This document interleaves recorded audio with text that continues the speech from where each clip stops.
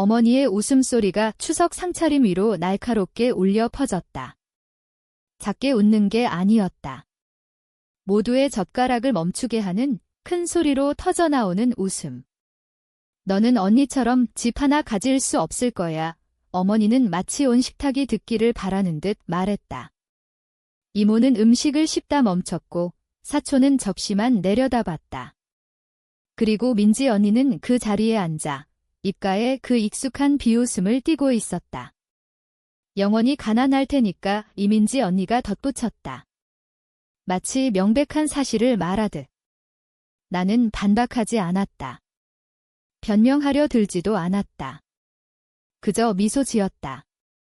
그들은 그 미소가 패배를 인정하는 것이라고 생각했다. 내가 마침내 충분하지 않다는 걸 받아들이는 거라고. 그들은 다가올 일을 전혀 몰랐다.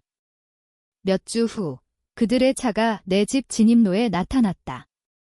내 전화가 끊임없이 울렸다. 갑자기 그들이 맹세코 내가 절대 세울 수 없을 거라던 삶에 대해 물어보고 싶어 했다. 나는 그들이 결코 가질 수 없을 거라던 집문 앞에 서서 문자 하나를 보냈다. 내 글자. 내 땅에서 나가. 하지만 이 모든 게 어떻게 시작됐는지 처음으로 돌아가서 이야기해야 할 것 같아. 우리 집은 성공이 모든 걸 지배하는 곳이었다. 그런데 그 성공이란 게 그냥 성공이 아니야. 어머니가 인정하는 종류의 성공. 직함과 월급, 친구들에게 자랑할 수 있는 물건들이 따라오는 그런 거. 민지 언니는 나보다 3살 많았고 완벽했다. 진짜로. 모든 걸 제대로 했다. 좋은 학교, 좋은 직장, 좋은 남편. 어머니가 원하는 대로 모든 이정표를 하나씩 체크해 나갔다. 그리고 나는 조용한 아이였다. 밤늦게까지 비즈니스 교과서 대신 스케치북에 매달리는 애. 안정적인 걸 골라야 한다고 모두가 말할 때 예술과 디자인을 선택한 애. 어머니가 계획한 완벽한 틀에 절대 맞지 않는 애. 어머니는 나를 이해하지 못했다. 왜 창의성을 선택하는 거지? 왜 교회에 집 사는 대신 도심의 작은 아파트에서 새 사는 거지? 왜 어머니가 그려놓은 삶을 그대로 따르지 않는 거지? 가족 모임은 매번 똑같았다. 민지 언니의 성취가 복권에 당첨된 것처럼 발표됐다. 새 승진, 새 보너스, 새 집, 새 별장. 어머니는 그 자리에서 빛나며 고개를 끄덕였다. 마치 언니를 직접 만들어낸 사람처럼. 그러다 누군가 나에 대해 물으면 대개는 뒷전으로 어머니는 한숨을 쉬거나 눈썹을 치켜올리거나 고개를 저었다. 내 디자인 작업을 언급할 때마다 내가 그냥 존재하는 것 자체가 어머니를 창피하게 만드는 듯 했다. 나는 계속 노력했다. 그들을 감동시키려는 게 아니었어. 그건 몇 년 전에 포기했다. 그냥 연결을 유지하고 싶었을 뿐. 언젠가 그들이 진짜 나를 봐줄지도 모른다고 희망했다. 나는 크리에이티브 스튜디오에서 풀타임으로 일했다. 집에 와서 자정까지, 때로는 더 늦게 프리랜서 작업을 했다. 아이디어가 쏟아지면 책상에서 저녁을 먹었다. 부유하지 않았고 화려하지 않았지만 내가 하나씩 쌓아가는 게 자랑스러웠어. 클라이언트 하나씩, 디자인 하나씩. 그러던 추석날. 누군가 내 아파트의 작은 변화를 칭찬했다.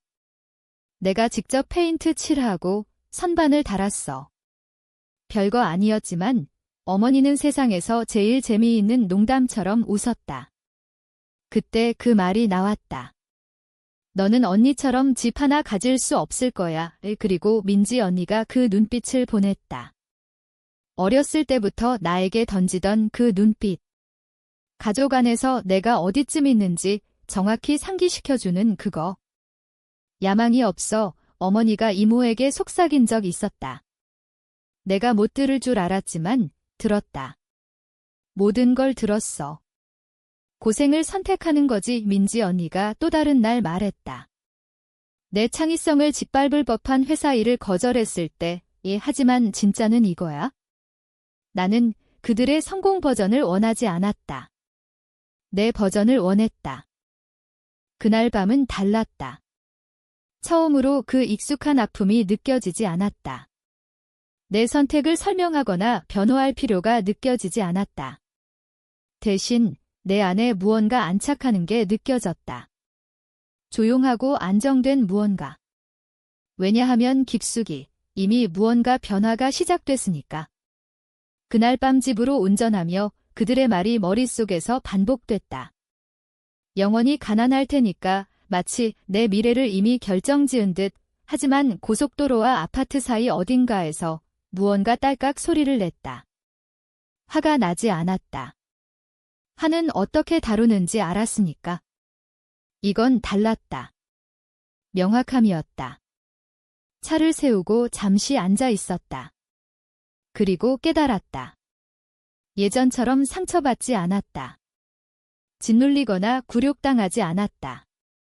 그냥 끝이었다. 그들의 성공 정의에 맞추려 애쓰는 걸 끝내는 거, 나를 작게 만들어 그들을 편안하게 하는 걸 끝내는 거, 결코 오지 않을 승인을 기다리는 걸 끝내는 거. 계단을 올라 문을 열고 작은 거실 한가운데 섰다. 사방의 스케치. 책상 위에 핀으로 고정된 색상 샘플. 테이블에 마르는 반쯤 된 로고. 많지 않았지만 내 거였다. 모든 클라이언트가 내가 직접 벌어들인 거, 모든 디자인이 내가 창조한 거, 모든 늦은 밤이 실체를 만든 거, 갑자기 그들의 의견이 작아 보였다. 내 청바지에 묻은 페인트 얼룩보다 작아. 그들의 도움 없이 이미 쌓아온 모든 것보다 작아. 처음으로 그들의 말이 내 가치를 정의하지 않았다. 다음 날 아침 알람 전에 깼다. 불안해서가 아니야? 목적이 있어서. 노트북을 열고 미뤄둔 프리랜서 문의를 봤다. 하나씩 다 답했다. 요금을 올렸다. 프로젝트를 정리했다. 새 포트폴리오를 만들었다. 계획을 세웠다. 그들을 틀렸다고 증명하려는 게 아니야. 누구를 감동시키려는 게 아니야. 나 자신을 포기하지 않고 안정적으로 살 수 있는 걸 만들려는 거. 내 일상이 변했다. 풀타임이라고 집에 와서 커피 끓이고 바로 프리랜서 작업에 뛰어들었다. 소규모 사업체들이 내 브랜딩을 맡겼다. 스타트업들이 디자인의 힘을 이해하는 사람을 필요로 했다. 소문이 예상보다 빨리 퍼졌다. 몇 달 만에 클라이언트가 2배, 3배 됐다. 돈이 안정적으로 들어왔다. 최대한 저축했다. 가면서 배웠다. 가족과 덜 이야기했다. 그들이 관심 없던 정보를 자발적으로 주지 않았다. 어머니의 짧고 퉁명스러운 메시지에 시간이 날 때 답했다. 예전처럼 바로 달려들지 않았다. 민지 언니는 여전히 완벽한 삶을 온라인에 올렸다. 휴가, 명품 가방, 새 가구, 어머니는 매번 자랑스럽게 재게시했다. 하지만 이제 나에게 닿지 않았다. 그게 진짜 변화였다. 원한이 아니야. 그냥 거리. 깨끗하고 조용한 거리. 어느 밤, 한 주 만에 스튜디오 월급보다 더 버는 프로젝트를 끝내고 뒤로 기대앉아 무언가 내려앉는 걸 느꼈다. 그들은 내가 뭘 쌌는지 몰랐다. 그리고 끝날 때까지 말하지 않을 거야? 진짜 전환점은 평범한 화요일 오후였다. 프로젝트 중에 회계사가 전화했다. 분기 숫자를 보고 멈췄다. 확실히 그가 화상통화에서 안경을 고치며 말했다. 장기 투자 생각해보는 게 좋겠어요. 현금이 생각보다 많아요. 충격이었다. 내 작업을 믿지 않아서가 아니야? 아무도 나를 진짜로 세울 수 있는 사람처럼 말한 적 없어서. 어머니도, 민지 언니도, 아버지도. 감정적 이해관계 없는 사람에게서 듣는 게 달랐다. 필요했던 허락처럼 느껴졌다. 그날 밤 클라이언트 파일 보내고 아파트 바닥에 앉았다. 사방의 식물. 펼쳐진 색상 팔레트. 창밖 도시의 소음. 안전한 피난처 같던 공간이 갑자기 좁아 보였다. 벗어났기 때문이 아니야. 마침내 더 원할 준비가 됐기 때문. 내 버전의 집 매물을 보기 시작했다. 큰 기대 없이 콘도나 신축 건물 스크롤하다가 그걸 봤다. 한옥 스타일의 오래된 집, 강남 근처 고급 동네. 무언가 끌렸다. 강남. 어머니가 차로 지나며 진짜 성공한 사람들이 사는 집이라고 가리키던 동네? 차를 천천히 세우고 말하던. 저 집 봐. 그게 노력의 결과야. 항상 내가 결코 도달 못할 거라는 뉘앙스로. 매물을 클릭했다. 높은 창문, 둘러싼 베란다, 햇빛이 쏟아지는 탑방. 원래 목공이 복원 필요. 기다리는 듯 했다. 다음 날 중개인에게 연락했다. 그렇게 김 여사님을 만났다. 은빛 머리, 날카로운 블레이저, 가장 따뜻한 눈 나를 위아래 훑지 않았다. 공동 서명자 있냐, 살 수 있냐 묻지 않았다. 한 가지만 물었다. 집에서 뭘 찾으세요? 솔직히 말했다. 역사 있는 거, 나를 기다리는 듯한 거, 잠시 나를 보시더니 고개 끄덕였다. 직접 봐야겠네요. 그 집을 걷는 게 꿈 같았다. 바닥이 삐걱거렸다. 스테인드 글라스가 벽에 색을 흩뿌렸다. 탑방은 아이디어가 숨쉬는 완벽한 사무실 같았다. 작업 필요했다. 업데이트, 수리, 복원. 겁나지 않았다. 준비됐으니까. 주인, 박 여사님은 백발의 날카로운 눈의 노인이었다. 집을 함께 걸으며 벽을 만지셨다. 오랜 친구에게 작별처럼. 한 가지만 물었다. 사랑할 건가요? 살 수 있냐? 왜 이 집이냐? 직업이 뭐냐 아니야. 그저 그거. 내가 예스라고 진심으로 말하자 얼굴이 부드러워졌다. 좋아요. 이 집은 사랑받을 자격 있어요. 2주 후 협상과 검사와 서명 끝에 열쇠를 쥐었다. 가족에게 말하지 않았다. 그들의 의견이 이 순수한 걸 오염시키지 않게 복원을 시작했다. 클라이언트 마감과 페인트 색상 결정 균형. 유튜브로 복원 기술 배웠다. 내 비전을 듣는 계약자들. 타일 하나, 벽 수리 하나, 방 살리기 하나마다 세상이 확장됐다. 증명하려는 게 아니야. 내 거 만드는 거.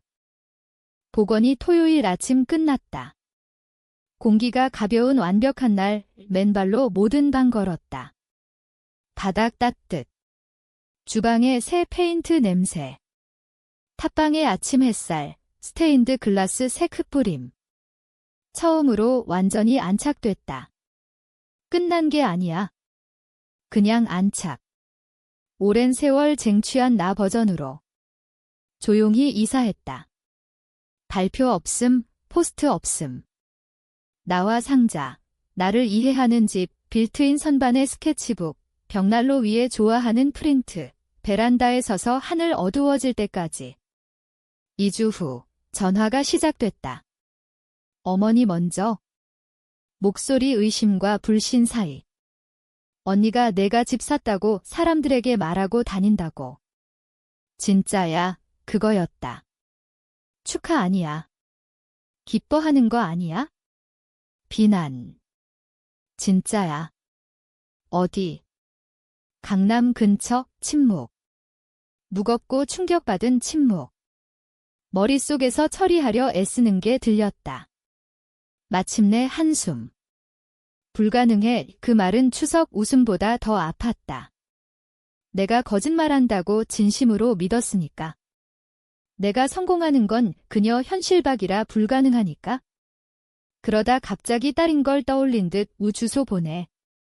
가서 볼게. 웃음이 나올 뻔했다. 나를 깔보고 모든 걸 무시하고 같이 의심한 세월 후 그녀 권리처럼 말했다. 그녀가 걷는 자격 있다고. 하지만 주소 보냈다. 호기심 때문일까? 마무리 원해서일까? 그냥 내가 된 진실을 보게 하고 싶었을까? 방문 준비 안 했다. 설명, 서류, 증명 없음. 처음으로 정당화 충동 없었다. 1시간 후 탑방에서 클라이언트 색상 샘플 작업 중 전화 불 켜졌다. 또 어머니, 민지 언니. 문자 둘 다 더 많은 전화. 받지 않았다. 아래층으로 갔다. 스테인드 글라스 창으로 움직임 보였다. 차 들어오고 문 쾅, 목소리 겹침. 왔어. 문간에 섰다. 베란다의 그림자. 민지 언니가 먼저 노크. 빠르고 참을성 없음. 지은아, 문 열어. 또 노크. 무거워. 지은아, 바보같이 굴지 마. 어머니가 짜증. 우리가 왔어. 안으로 들여 묻는 게 아니야? 명령. 항상 그랬듯. 내 경계 무시. 그들 쇼라 여김. 움직이지 않았다. 말하지 않았다. 유리 뒤 그림자 변하는 걸 봤다. 전화 다시. 더 많은 문자. 알림 하나하나가 승인 벌려 애쓴 세월 상기시켰다. 평화 위에 조용히 있던 때 상처 삼켜 그들 편안케 한순간. 복도 끝 창으로 갔다. 거기서 진입로 보였다. 길고 깨끗 오래된 떡갈나무 줄지은. 아래에 그들 차 베란다 내려와 서성. 다시 전화. 다급함이 거의 광기처럼 꼬였다. 나를 아껴서가 아니야? 그들 중심 아닌 내 삶 이해 못해서. 그들 승인 필요 없는 버전. 얼마나 초현실적일까 깨달았다. 추석에 집 못 산다고 웃던 사람들. 영원히 가난하다 선언한 사람들. 조용히 승인 없이 삶 쌓는 나 안 본 사람들. 민지 언니 다시 전화. 지은아, 유치해. 문 열어 울리게 뒀다. 어머니 문자. 기다려. 나와 이 세월 동안 그 어조에 달려들었을 텐데. 존중받으려 증명. 호프 뛰며 중요해지려. 하지만 내 집에 서서 선택한 벽, 다듬은 바닥, 주장한 공간에 무언가 제자리. 전화 들고 새 메시지. 천천히 의도적으로 썼다. 깨끗하고 최종적, 흔들리지 않음. 동시에 그들 전화 내려다보는 걸 봤다. 혼란, 충격, 불신. 집 향해 눈 들며. 복도 깊숙이 물러났다. 그림자에 숨었다. 작고 차분한 미소. 다시 노크 안 함 이름 안 부름. 그냥 서서 내가 절대 못 산다는 집 쳐다보며 내가 그릴 권리 있는 경계 이해하려 애썼다. 민지 언니 먼저 돌아섰다. 뻣뻣한 자세, 뺨 맞은 듯 어머니 더 망설였다. 베란다 돌아보며 마음 바꿀 기다림. 내가 이걸 진짜 하는지 못 믿음. 안 바꿨다. 차로 갔다. 엔진. 자갈 소리. 천천히 바퀴 돌며 무게 들렸다. 실감 안 났던 무게. 영원히 아니지만 내 삼통제 끝 홀에 홀로 섰다. 빗바닥에 변하고 집 작은 소리로 안착. 침묵 비지 않았다. 가득 찼다. 된 사람으로 손으로 쌓은 미래로 더 잘 대해 달라 요구 그만두고 이미 충분한 삶으로 걸어들 때 오는 평화로. 그들이 떠난 후 며칠 가족 침묵 달랐다. 빠진 게 아니야. 청소된 듯 삼창문 열고 처음 신선 공기. 요구 없음, 비교 없음, 순위 상기 없음. 전에 허락 안 된 공간. 일주일 후 민지 언니 이메일. 방어 아니야. 우월 아니야. 인간적. 보이는 자신감 가짜라고 인정. 불안에 가면. 내 조건으로 쌓는나 보며 자기 삶 봤다. 비었다 깨달음. 수행하며 승인 위해 산 게 아니야. 자신 위해 사는 게 어머니 승인 남자와 결혼, 사랑 안 한 종 이상 좋아 보이는 직장, 매일 비참. 어머니 원한 동네 집 샀다. 살고 싶은데 아니야? 그들 승인 없이 내가 누군지 몰라. 하지만 내가 멀어지는 걸 보며 알아가기 시작해. 어머니 메시지 그 후 웃짧고 떨림. 정당화 안 함. 사랑 버전이 어떻게 나를 밀어내는 압박됐는지 이해하려 함. 성공이라 여긴데 집중해. 내가 원하는 물은 적 없음. 미안해. 이 끝에 평생 기다린 두 글자. 둘 다 바로 답 안 함. 치유는 달리지 않아. 걷고 때론 기어. 괜찮아. 처음으로 공포나 절박에서 답 안 함. 나를 안는 집에서, 허락 없이 만든 삶에서.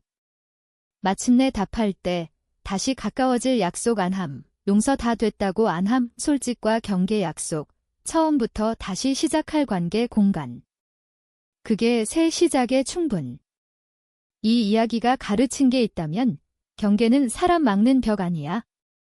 지킬 문. 이 그들이 절대 못할 삶 쌓았어. 완전히 내 조건으로.